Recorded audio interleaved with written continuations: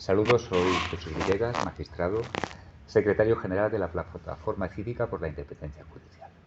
Damos inicio al acto de entrega de los premios de Twitter X de la plataforma, a día de hoy, el 21 de octubre del año 2023.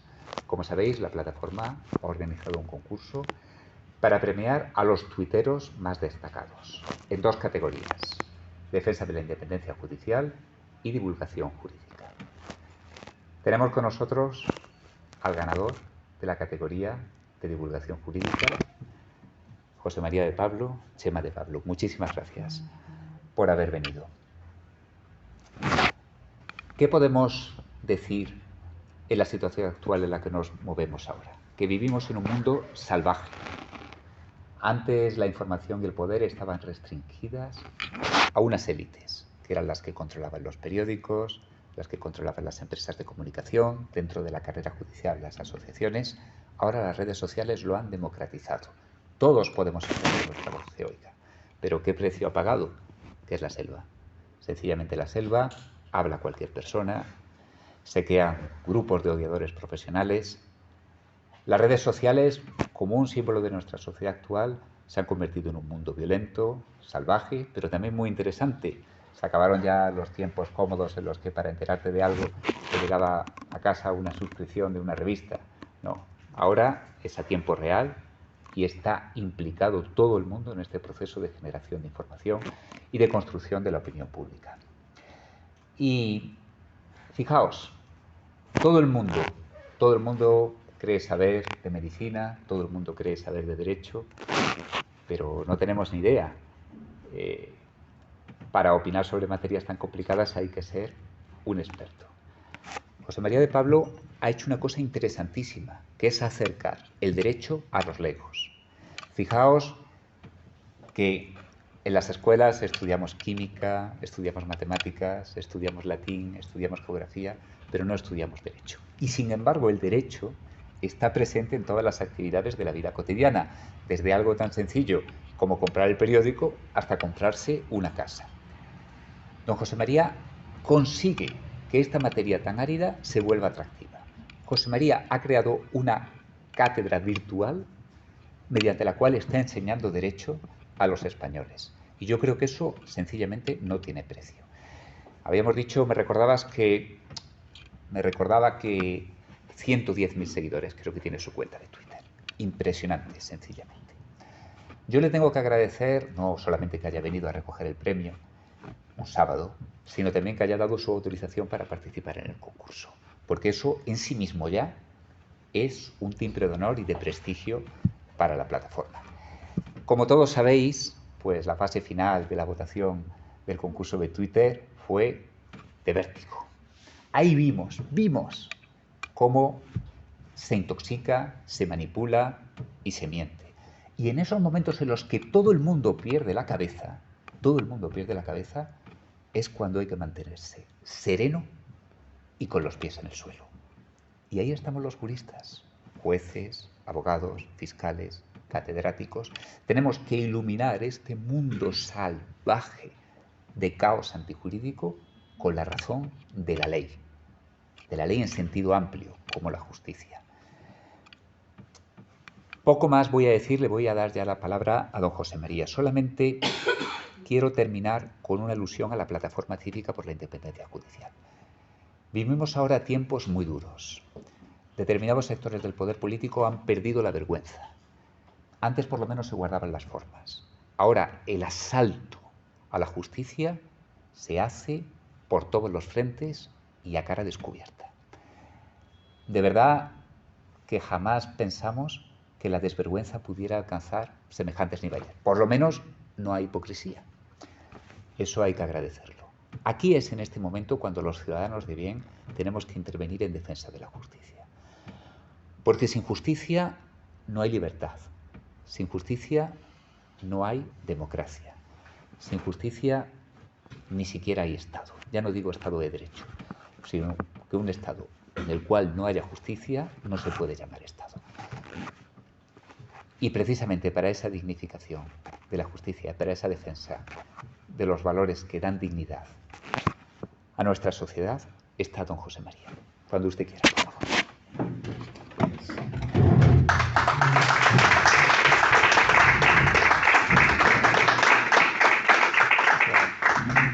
Pues muchas gracias, voy a ser muy breve, simplemente para dar las gracias y luego, como creo que hay un coloquio, pues hablamos de lo que queráis, ¿no?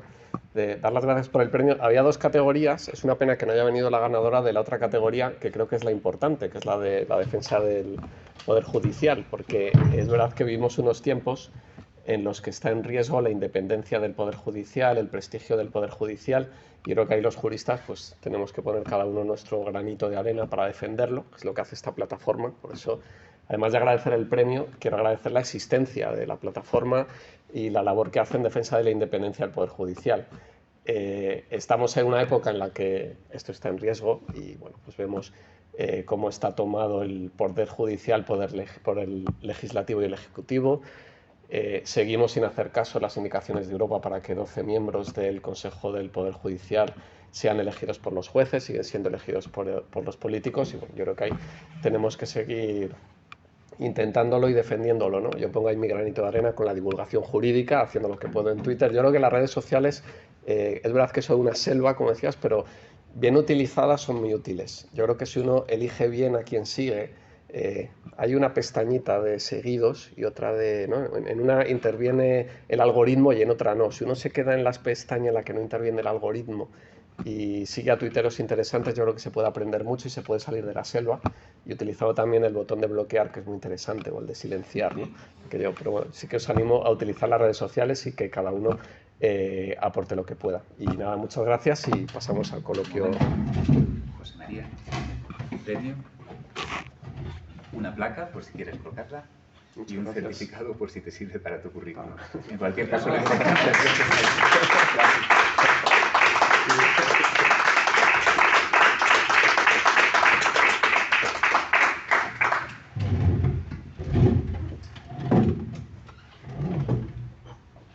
Bueno, ¿queréis hacerle alguna pregunta a nuestro ganador? Bueno, pues si no preguntáis vosotros, pregunto yo. Vamos a ver, pues María, mira, ¿cuándo empezaste con la cuenta de Twitter? ¿Cuánto tiempo? A ver, yo empecé con la cuenta hace, pues debe ser hace unos 10 años más o menos. Al principio la cuenta no tenía la intención que tiene ahora o el uso que tiene ahora. O sea, yo tenía al principio mi cuenta para ver qué era Twitter y para interactuar con amigos y para divertirme, ¿no? Luego, bueno, pues descubrí que efectivamente se podía divulgar el derecho desde la cuenta. Pues empecé a ver que, sobre todo que la gente tenía interés, que pues alguna vez que me puse a explicar alguna sentencia, el contenido de alguna sentencia, etcétera. Yo siempre he defendido que los medios de comunicación deberían publicar las sentencias en PDF. Ahora, de hecho, creo que la página del Poder Judicial, que antes subía las sentencias importantes en PDF, ya solo sube notas de prensa, casi siempre, ¿no? Es una pena, ¿no? Porque yo creo que la lectura de las sentencias es bastante útil. Y además descubrí que había gente que no eran juristas, etcétera, y acababan entrando, siempre acababan los hilos con un enlace a la sentencia, acababan entrando en las sentencias y leyéndolas, ¿no? Entonces, bueno, pues fue ahí evolucionando a lo largo de estos 10 años, ahora no tiene nada que ver la cuenta con lo que era al principio. ¿Y cuánto te lleva a hacer un Twitter político? ¿Cuál es el proceso? Explícanoslo. A ver, depende... un hilo, quiero decir. Sí, depende de muchas cosas. De hecho, yo creo que si se ve la actividad de mi cuenta, pues uno puede ver cuándo tengo juicio, cuándo no, esa semana, el nivel de trabajo y si me vencen recursos de casación o no. O sea que... Pero habitualmente, al poner un tuit de vez en cuando no requiere ningún tiempo. Y cuando hago los hilos jurídicos, que eso sí que requiere cierto tiempo, si uno se fija suelen estar redactados en viernes o en sábado, que también uno si se fija pues no son cualquier día y bueno, ya depende de lo que quiera, pero tampoco requiere demasiado tiempo, ¿no? O sea que si uno las sentencias, yo dedico tiempo a la semana a leer jurisprudencia, con lo cual la sentencia al final no debe acabar leyendo, ¿no? Y claro, simplemente es dar el paso de analizarla. Y requiere menos tiempo analizarla en Twitter que escribir un artículo doctrinal para una revista también, o sea que tampoco es para tanto, vamos. ¿Te marcas algún límite a la hora de escribir hilos? ¿Algún límite? ¿En qué sentido? De temática. A ver, intento marcármelos, no es fácil. Yo hubo un tiempo que me marqué el límite de que la cuenta sea solo jurídica, porque veía que había temas, especialmente la política y también el fútbol, aunque no lo parezca, que a veces creaban, que a veces creaban Bueno, pero tensiones. ser del Atleti está bien. Claro que está bien ser del Atleti. O sea, yo creo que es la principal virtud de mi cuenta, no es la parte jurídica, sino la futbolística, ¿no? Pero la del Atleti. Pero bueno, sí hubo un tiempo que marqué ese límite. Ahora no tengo ese límite, o sea que sí que hago a veces comentarios sobre política o sobre fútbol, pero sí ahí intento moderarme más, ¿no? O sea que bueno, pues intento que en política no sea fácil ver lo que pienso, que además los análisis tengan que ver con lo jurídico, o sea, sean sobre decisiones, sobre leyes que se aprueban, etcétera. Y en lo futbolístico pues intento no herir, ¿no? Y pues, intento no hablar del Real Madrid, sino hablar del Atlético, ¿no? ¿Cómo manejas, cómo llevas la agresividad de gente que está totalmente en desacuerdo, pero no solo eso, sino que te insulta o... Bueno, yo hace mucho que dejé de contestar a ese tipo de... Yo contesto muy poco, entonces sí que no haría otra cosa que utilizar la cuenta. O sea, cuando se tienen más de 100.000 seguidores, uno escribe un tuit inocente y una hora después pues tiene decenas de interacciones, de respuestas, ¿no? Pero si intento responder cuando es gente a la que sigo, gente a la que conozco, o que me resulta interesante, pues si no, no me da tiempo. Y luego, por supuesto, yo sí soy muy estricto. A veces me lo critican y a lo mejor a veces me paso, pero soy muy estricto a la hora de bloquear. O sea, a la mínima... O sea, hay cierto tipo de tweets en las respuestas. Sí suelo dedicar tiempo, no siempre, a las respuestas, pero para bloquear, ¿no? Para limpiar la cuenta, ¿no? Y sí suelo ser bastante estricto a la hora de que, bueno, pues determinado tipo de tweets que insultantes, maleducados, que intentan malinterpretar un tweet, que no el bloquear, ¿no? Y se es muy feliz en Twitter bloqueando muchas cuentas. O sea, tengo ciento y pico mil seguidores, pero tengo miles de bloqueados, creo que tengo más de 1000. De todas formas, la posibilidad de tener influencia en esa gente bloqueada es mínima. Claro, es que normalmente son gente que no le va a servir de nada lo que yo escriba, o sea, es gente que ya tiene su idea. Claro, es gente que interpreta... O sea, yo hace poco escribí... Es muy interesante porque publiqué un tuit con el tema del bombardeo del hospital de Gaza. Entonces me resultó interesante, va a ser un periodista que yo no conocía, pero me había llegado un hilo en el que contaba los hechos, pero de manera neutral. Dijeron, no se sabe si ha sido, en aquel momento además no había datos, no se sabe si ha sido Israel o si ha sido Hamas, y bueno, simplemente contando los hechos, y bueno, pues lo compartí, y dije, pues mira, esto es una lección de periodismo, algo así puse, ¿no? Entonces fue muy interesante porque el hilo iba sobre precisamente pues, ser neutral, contar los hechos y no acusar a nadie de quien no tenemos pruebas. Era un periodista que conocía la presunción de inocencia, también de dos estados en guerra, pero en las respuestas empecé a ver cómo empezaban a criticar a este periodista la mitad, porque hombre, ¿cómo dice esto cuando ya se sabe que ha sido Israel? Y la otra mitad, ¿cómo dice esto cuando ya se sabe que ha sido Hamas, ¿no?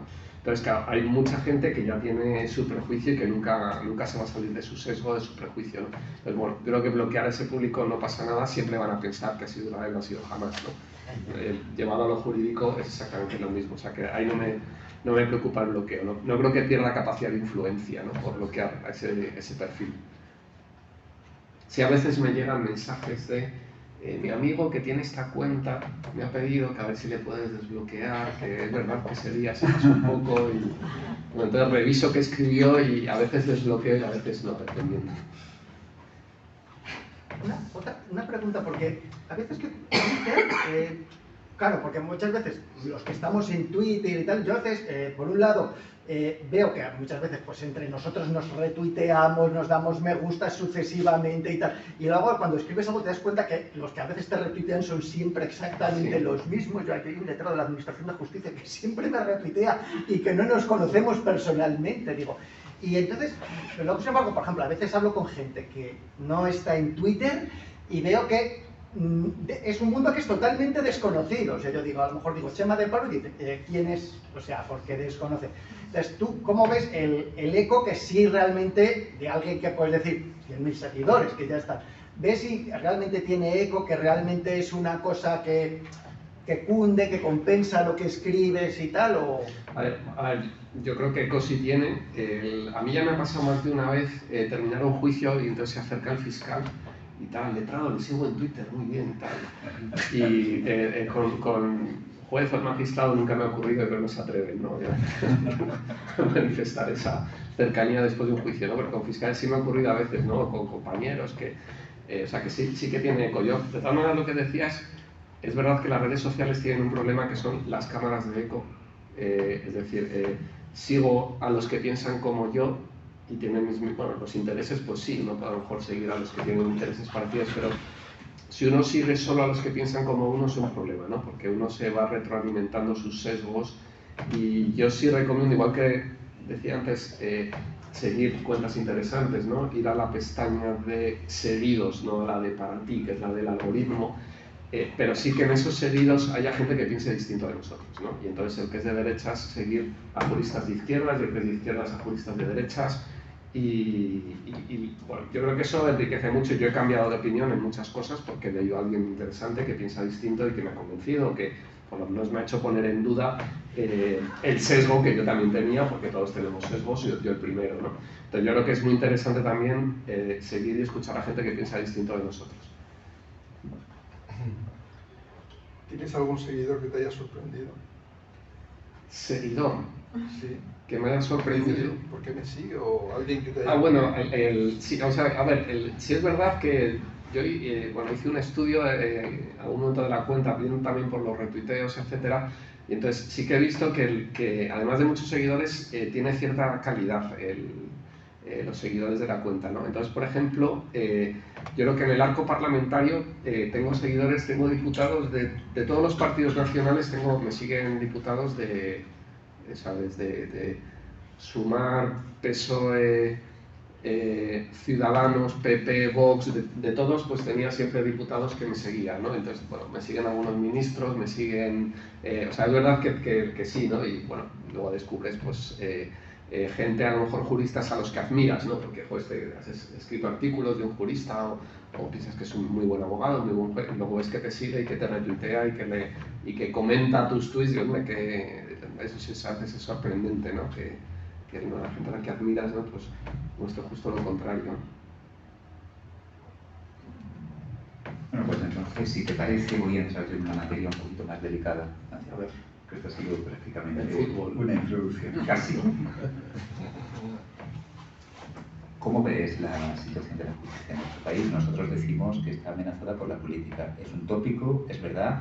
Al fin y al cabo nosotros estamos en nuestra propia cámara de eco. ¿Cómo lo ves tú desde fuera? A ver, yo desde fuera sí que veo claramente que está en peligro. Yo creo que uno con las noticias prácticamente todos los días, ¿no? Hay algo nuevo. Ahora tenemos la sombra de la amnistía, ¿no? Que en parte es poner en cuestión un procedimiento judicial, nada menos que del Tribunal Supremo, ¿no?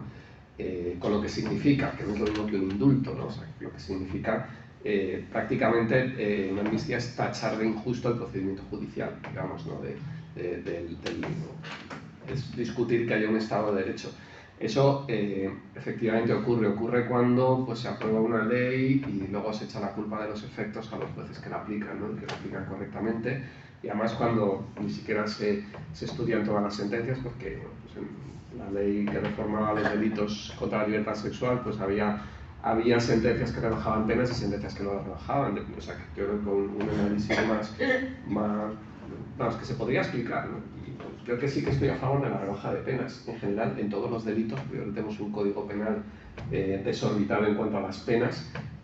Yo creo que, por ejemplo, estoy hablando de un caso concreto, ¿no? Pero yo creo que no habría costado nada porque un ministro o una ministra saliera y explicara, bueno, es que las penas eran desorbitadas, claro que las estamos rebajando. El número de delitos no va a disminuir porque trabajemos las penas. Lo que disminuye el número de delitos, esto hay estudios, es el que no exista sensación de impunidad, que el delincuente sepa que le van a encontrar y le van a condenar. Yo entre mis clientes, que hay alguno culpable, muy pocos, pero hay algunos, todos son inocentes, pero entre mis clientes, yo creo que ninguno cuando comete el delito sabía qué pena llevaba ese delito, ¿no? O a veces encuentras a alguien diciendo, cuando hay un escándalo sobre un hecho, hay que subir la pena sobre este delito. Y vale, ¿qué pena tiene? No lo saben. No sé qué pena tiene el delito, pero sé que hay que subirla. Bueno, pues a lo mejor estamos siendo muy simplistas, ¿no?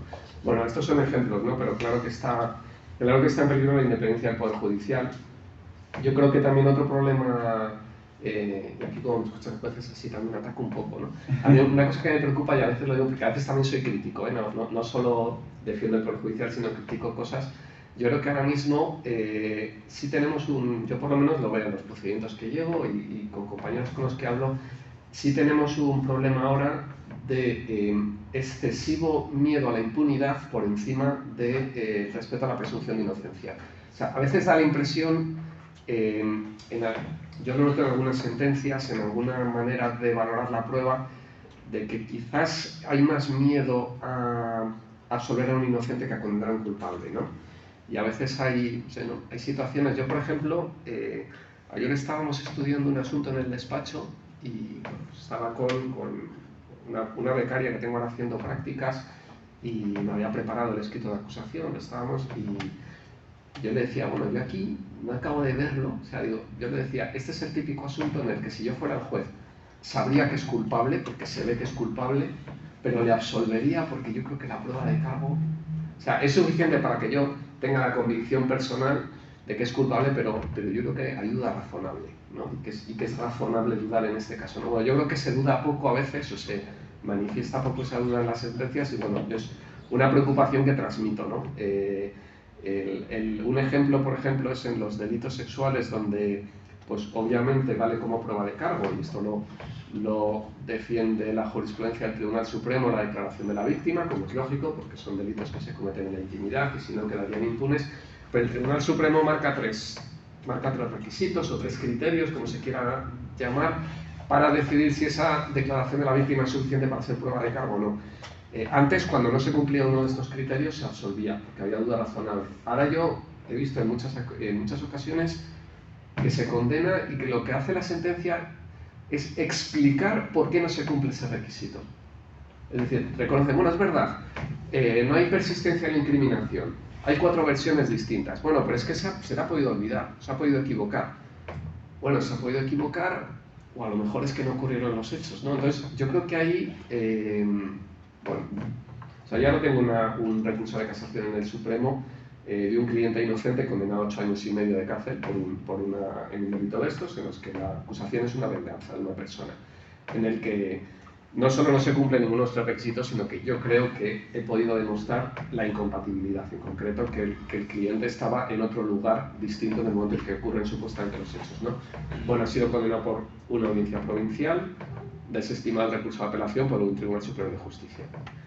Y en el Supremo, con la capacidad que tiene el Supremo para volver a valorar la prueba, tampoco tengo yo muchas... O sea, al cliente le estoy haciendo la idea de que va a pasar 8 años en Soto del Real. Bueno, yo también aprovecho el foro para decirlo, ¿no? O sea, que a veces, que también hay inocentes, ¿no? Que a veces estaban en el lugar equivocado, en el momento equivocado, y que yo creo que hay que ser podríamos ser más cuidadosos a la hora de respetar más la presunción de inocencia a la hora de valorar la prueba, ¿no? Mira, te voy a decir, no, es un hombre educadísimo, con muchísima mano izquierda, pero vamos, que te cojo perfectamente el guante y sé de lo que estás hablando. Vamos a ver, yo lo que creo, sinceramente, que es que en determinados ámbitos hay una presión para darle la vuelta a la presunción de inocencia. Y sobre todo en el ámbito de los delitos sexuales, el juez de violencia sobre la mujer y en el ámbito de la violencia de género, de la violencia doméstica, determinados sectores lo que quieren es que el juez forme primero su convicción personal y que luego después, una vez que tiene tomada esa decisión de manera intuitiva, vistas el muñeco con una argumentación jurídica que en realidad es meramente superflua, porque se supone que lo que tienes que hacer es conectar con ese sentimiento del pueblo, con ese ambiente que hay y resolver en consecuencia, conforme a esa conciencia, pero que no es una conciencia jurídica, es acaso una conciencia moral o incluso una conciencia emocional que sale de las tripas, que no de la razón. A mí me da la impresión de que la clase política y de que determinados sectores de la prensa, incluso de la opinión pública, están presionando a los jueces para que avancemos en ese sentido. Sí, no, es así. O sea, que esa parte de la culpa es presión política. Hemos visto que hubo manifestaciones después de una sentencia. Ha habido sentencias que han provocado manifestaciones, ¿no? Yo, cuando salía la manifestación, ¿no? Con lo de no es abuso, es violación, yo ponía un tuit un poco diciendo, bueno, a ver si después de un juicio yo también una manifestación diciendo, no es estafa, es apropiación indebida, ¿no? Me imaginaba a la gente, o sea, es absurdo, ¿no? Pero claro, yo también entiendo que el juez luego va a salir a la calle. Bueno, de hecho creo, yo no le conozco personalmente, pero creo que el magistrado del voto particular de esa sentencia, bueno, luego tuvo sus problemas y sus bajas por depresión y su... O sea, que por supuesto que es difícil, ¿no? Y que existe esa presión, ¿no? O sea, yo creo que existe ahora mismo ese problema, digo, por ver lo que vemos los abogados, en penal al menos, a lo que yo me dedico. Ese problema y luego una excesiva utilización, aunque esto es más de la Audiencia Nacional. Yo creo que aquí no hay nadie que trabaje en la Audiencia Nacional, ¿no? No lo sé, sí, no sé. Pero esto es más problema en la Audiencia Nacional, que es donde más trabajo yo, es el excesivo uso de las medidas cautelares. Las medidas cautelares reales, no las personales, ya la prisión provisional. Es verdad que a veces yo he visto utilizar la prisión provisional con la impresión de que se está coaccionando a alguien para que confiese más que enervando un riesgo de fuga. Pero, o sea, yo pues hace poco, ¿no? Tenía un cliente, este es cliente nuevo, pero lleva 10 años imputado en la operación Púnica, en una de las piezas de Púnica. Tenía todo su patrimonio bloqueado desde hace 10 años. Todo embargado, el patrimonio bloqueado, viviendo de sus hijos. Han llegado a los escritos de acusación y le piden una responsabilidad civil de 52.000 euros para el caso de condena. Entonces, con esa responsabilidad civil llevaba 10 años con todo el patrimonio bloqueado, ¿no? Acabamos de pedir, bueno, que se consiguen esos 52.000 euros y le desbloqueen y le levanten el resto de los embargos, ¿no? Entonces, si hay un problema, ahora mismo estar, y ahí también es un problema de opinión pública a veces porque, bueno, yo creo que en la Audiencia Nacional sí que pesa mucho la opinión pública, pero ahí sí hay un problema de una persona que sea imputada en la Audiencia Nacional por un delito económico, en un caso mediático, se ha acabado su vida económica para siempre, ¿no? Se le va a embargar todo, se le va a bloquear todo, y probablemente se empezará a estudiar su responsabilidad civil. O sea, por algo la ley de enjuiciamiento criminal dice que se pedirá la fianza con el auto de apertura a juicio oral, ¿no? Bueno, pues es cuando ya hay unos indicios serios con el auto de apertura a juicio oral, vamos a embargar bienes y no deposita la fianza, ¿no? Pero antes, entonces, ese problema sí existe. Sí digo que es más de la Audiencia Nacional, en ámbitos de audiencia provincial, en juzgados de instrucción, yo no lo he visto tanto, ¿no? Pero a mí son los dos problemas de dentro de la justicia que más me preocupan como abogado. Pones el dedo en la llaga porque hay una tendencia que se observa, por ejemplo, en Alemania o en Argentina, cuando tuviéramos el problema del corralito, que es a trasladar la decisión del juicio a la fase cautelar. Y entonces, como puede resolver de una manera sumaria, a veces incluso en audita parte, sin necesidad de respetar todo el rito probatorio, pues se resuelve el pleito de facto allí. Yo eso también lo veo, que hay una cierta tendencia en la materia de violencia sobre la mujer. La pregunta, quizás, por no estar viendo siempre presiones malignas de políticos ni de grupos de poder, eso también cabría atribuirlo a la circunstancia de la falta de medios de la justicia, porque el proceso es largo, es penoso, y la sociedad exige una respuesta inmediata, y entonces llega ahí la medida cautelar como respuesta impropia, pero por lo menos eficaz. Sí, efectivamente, no. Aunque precisamente la falta de medios de la justicia, que nos permite tener un pronóstico de que el procedimiento va a ser largo, ya si hablamos de un procedimiento, un macrojuicio en la Audiencia Nacional, nunca va a bajar de 10 años, la instrucción, ya el enjuiciamiento. O sea, en el caso Fórum Filatélico, a mi cliente le absolvieron 14 años después de su detención. Le absolvieron, también tuvo todo el patrimonio embargado y bloqueado hasta entonces, ¿eh? Estuvo viviendo de sus hijos ese tiempo, ya jubilado, cuando le absolvieron 14 años después, ¿no? Estaba bien imputado, o sea, él era consejero, o sea, había indicios, ¿no? Luego del juicio se demostró que a él se le había ocultado información, etc. Pero precisamente por ese pronóstico de que el procedimiento va a ser largo porque no hay medios para que sea más corto, pues a lo mejor la respuesta, en lugar de medidas cautelares porque esto va a ser largo, a ver qué va a ocurrir, no impongo medidas cautelares porque esto van a ser 14 años en la vida de una persona culpable y hay que utilizar esos embargos para indemnizar a los perjudicados, pero es que a lo mejor es inocente, ¿no? Entonces, bueno, no sé, es algo que me preocupa, y en la Audiencia Nacional a este argumento no, además es ineficaz porque yo el otro día lo contaba, ocurrió una cosa, la manera de actuar en los juzgados centrales de instrucción en la Audiencia Nacional, se explota una operación, se producen las detenciones, etcétera. Unos van a prisión, otros quedan en libertad, pero todo el mundo se le embarga todo. Y se le bloquea, no se le embarga, son bloqueos de cuentas. O sea, ni siquiera se trae el dinero a la cuenta de la audiencia. Se bloquean las cuentas. Entonces tú presentas un escrito diciendo, oiga, mi cliente pues tiene unos hijos, una familia, estos gastos de colegio, de luz, etcétera, que pueda disponer de una cantidad mensual. Y dicen, vale, pues que se le permite desbloquear mensualmente una cantidad. Entonces, mensualmente empieza a disponer de esa cantidad cuando 14 años después llega al juicio esa cuenta está a cero.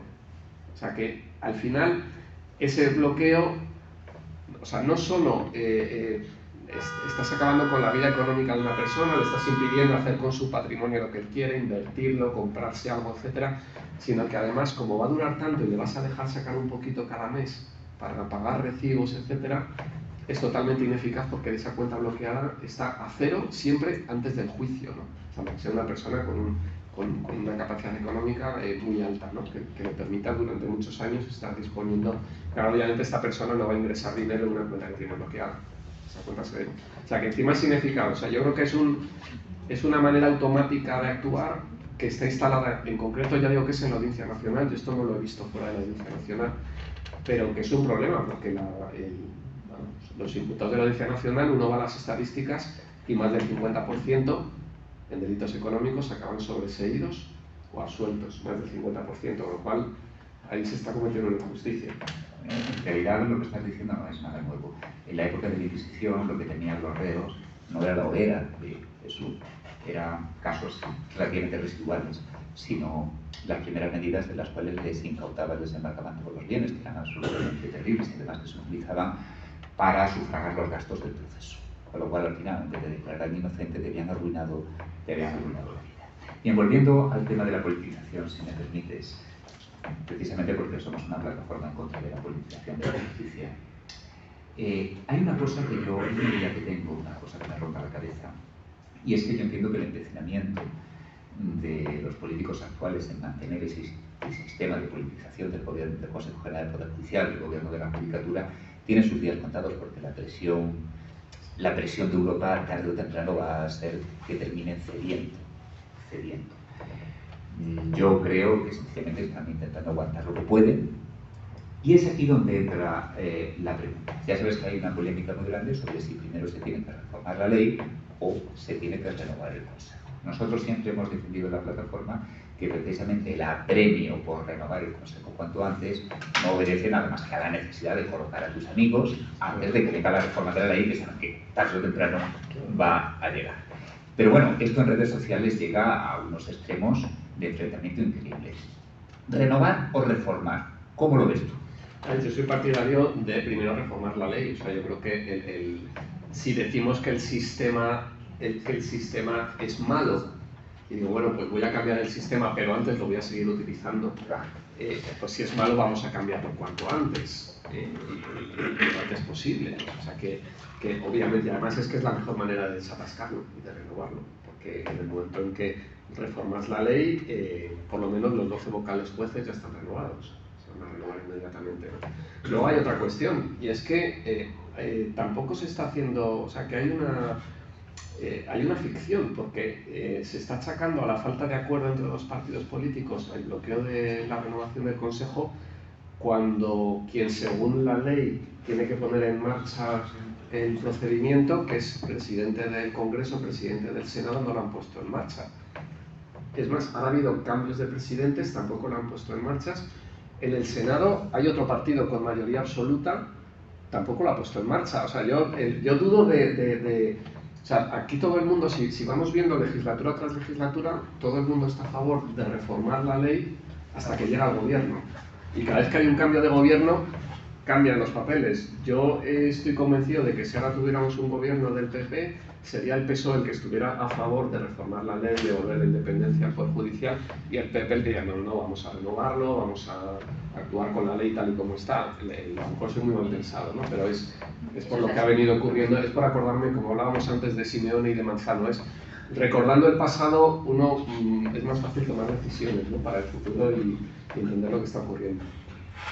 Yo te quería preguntar, hace unos días el presidente del Consejo, el presidente provisional, coyuntural, yo no sé en qué está puesto, del Consejo General Judicial, ha hecho unas reflexiones.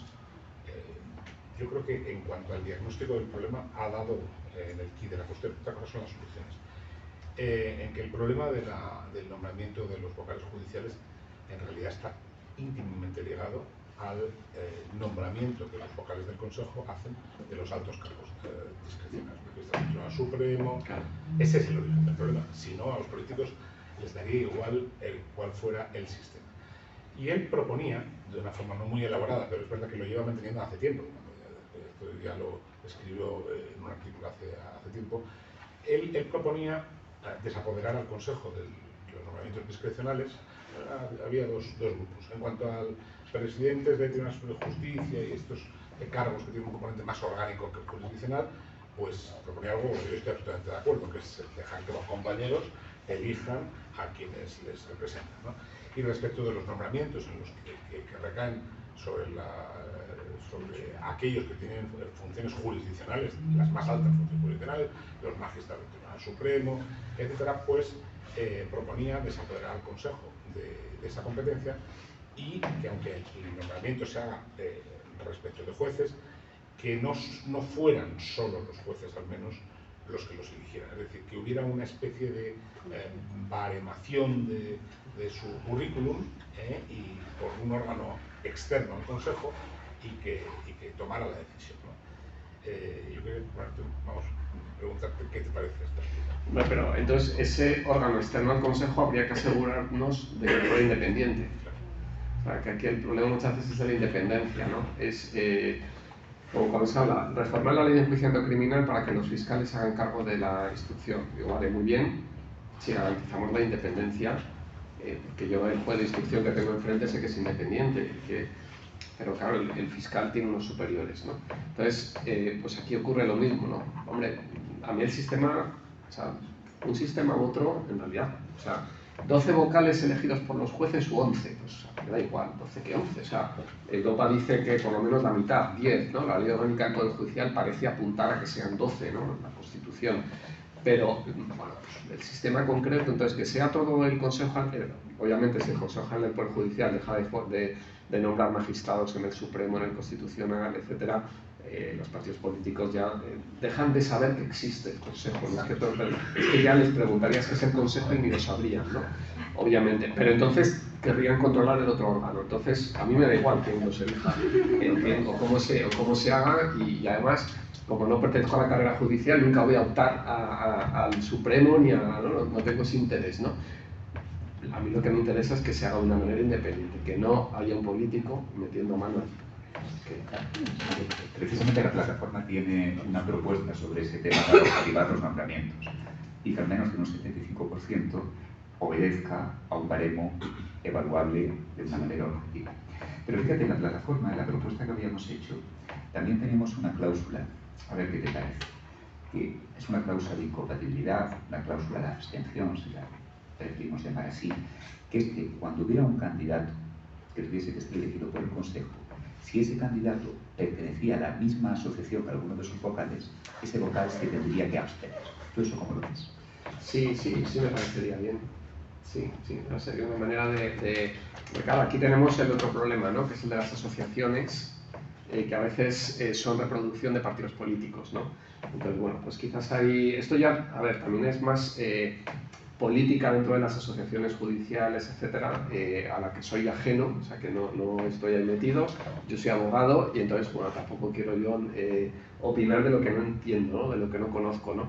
Si desde fuera da esa impresión, da la impresión de que las asociaciones judiciales, y bueno, cuando hay una que reaccionar ante un político que critica, por ejemplo, a un juez, resulta que hay una asociación que se queda fuera, ¿no?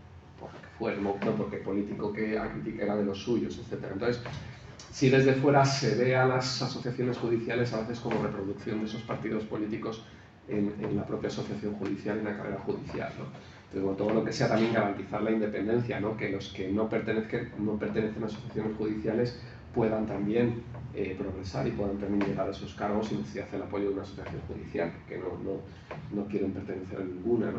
Eso sí que sería bueno, ¿no? Pero ya yo tampoco quiero meterme mucho en eso porque desconozco ese mundo, desconozco el funcionamiento de las asociaciones judiciales y ahí sí que soy totalmente ajeno. Precisamente esta cláusula de la que hemos hablado, a veces la hemos denominado una cláusula de protección de las asociaciones judiciales, porque lo que tendría es evitar que se creasen estas sospechas. Pero precisamente estoy pensando en el Consejo de la Magistratura polaco, un país que por desgracia, al que por desgracia España cada vez se parece más, que cuando hubo que cubrir las plazas del Consejo de la Magistratura, pues la mayoría de los jueces polacos hicieron el boicot y se quedaron vocalías, se quedaron consejerías del Consejo Polaco sin cubrir. Yo sé, a lo mejor ni siquiera quieres tú decirlo, lo digo yo, pero yo echo de menos una carrera judicial que estuviera más cohesionada y que se plantara frente a los partidos políticos. Porque podemos echarle la culpa a los políticos de lo que queramos, pero si los jueces no quieren colaborar, aquí el chiquito se hundiría. Claro, o sea, si no hubiera candidaturas de las asociaciones cuando se va a renovar, pues ocurriría otra cosa, ¿no? Pero es verdad que siempre hay candidaturas de las asociaciones. No, creo que hay una, ¿no?, que se queda fuera, me parece algo. Bueno, sí, por eso yo voy, además entre los que sigo, lo sé de todas las asociaciones, pues también de seguir a gente de todo tipo, y luego, y sí, ¿no?, que luego lo dicen, bueno, nosotros nos hemos presentado, etcétera, ¿no? Bueno, sí, yo creo que sí podría ser. Bueno, pero ya digo que el mundo de la política de las asociaciones judiciales lo conozco poco, ahí soy bastante ajeno y lo puedo valorar poco. Como dicen, zapatero a los zapatos. Pues no sé si hay alguna pregunta más. Sí. No, simplemente recomendarle, a lo mejor ya lo ha hecho, yo no lo he seguido, un nuevo hilo sobre la opinión que tiene sobre la negociación en el proceso penal, hablando de la carestía de medios y la solución a través de las conformidades en más del 50% de los asuntos. Sí, es un tema interesante. Por encima de los límites legales. Es un tema interesante las conformidades en el procedimiento penal. Que se han convertido ya en el modo más habitual de administrar de justicia. Sí, a ver, vamos a ver. Por un lado hay una cuestión estratégica, o sea, también desde el lado del abogado de la defensa, cuando ves que hay prueba de cargo y sabes que la condena es inevitable, la posibilidad de negociar con la fiscalía un acuerdo que sea más beneficioso para el cliente, pues vamos a ver, cuando a veces hay quien defiende acabar con las conformidades y prohibirlas, yo estoy a favor de las conformidades.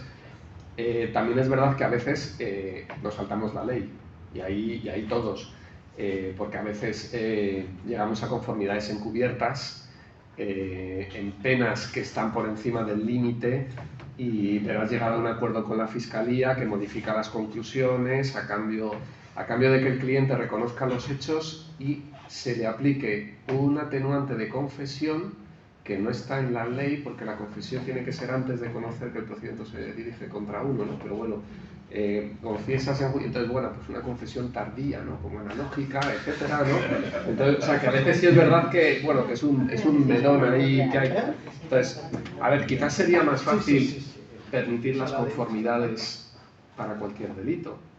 Es decir, también la Fiscalía tiene una responsabilidad en que si se llega a un acuerdo de conformidad, pues no es un acuerdo injusto. A ver, yo con las penas que tenemos en el Código Penal, yo sigo entendiendo que lo importante es la condena cuando hay un delito, ¿no? El que la pena sea de 8 años o de 12 no va a cambiar nada.